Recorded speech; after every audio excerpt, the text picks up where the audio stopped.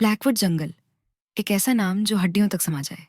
घना, नम और इतना पुराना कि याददाश्त से भी पहले का, मिथकों से भी प्राचीन। 5 लोगों की एक खोजी टीम उसके किनारे खड़ी थी। डॉ.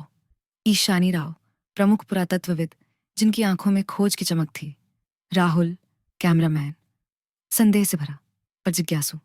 देव, गाइड, शांत लेकिन चौकस। मीरा, डॉक्टर, बाहर से संयमित, भीतर से असहज। और कारी, स्थानीय जनजाति का सदस्य, जिसके चेहरे पर कोई कहानी थी, पर वह उसे कहने को तैयार नहीं था। उनका मिशन था एक खोई हुई सभ्यता के अवशेषों को ढूंढना, जिनके बारे में सिर्फ प्राचीन ग्रंथों में फुसफुसाहट सी बातें थीं। लेकिन जंगल में कदम रखने से ठीक पहले वे एक दूर दराज, काई से ढकी बस्ती से गुजरे। वहां के लोग बिना पलक झपकाए उन्हें घूरते रहे। एक बूढ़ी औरत उनके पास आई। उसकी आवाज में रेत थी और चेतावनी। जा सकते हो, लेकिन कोई भी 9 रातों के बाद लौटकर नहीं आता। टीम ने इसे अंधविश्वास समझ हंसी में डाल दिया, लेकिन कारी नहीं हंसा। उस रात जंगल नहीं सोया।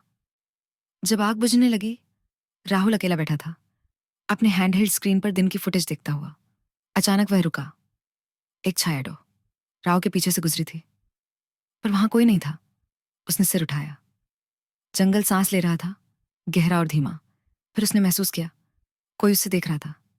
ना इंसान, ना जानवर, बस कोई। सरसराहट, एक फुसफुसाहट, बहुत धीमी और किसी अनजानी भाषा में, पेड़ों के बीच से बहती हुई। राहुल जम गया। तुमने सुना? उसने मीरा से पूछा। लेकिन मीरा अपने टेंट के अंदर थी, हेडफोन लगाए और अपने नोट्स में डूबी हुई। कोई जवाब नहीं। अगली सुबह कुछ सही नहीं था। कैंप के पास एक ऊंचे साल के पेड़ पर गहरे नाखून जैसे निशान थे, लंबे, मुड़े हुए। ना किसी औजार से, ना किसी झात प्राणी से। देव ने कहा, शायद तेंदुए हों। लेकिन कारी बहुत देर तक उन निशानों को देखता रहा, फिर मुड़कर अपनी भाषा में बुदबुदाता हुआ चला गया। जंगल सब याद रखता है। और फिर आया मोड़। तीसरी रात, जब सब सो चुके थे, झिंगुरों की गूंज और बेचैनी की चादर के नीचे एक चीख ने सन्नाटे को चीर दिया। मीरा अपने टेंट से बाहर भागी, चेहरा पीला, शरीर कांपता हुआ।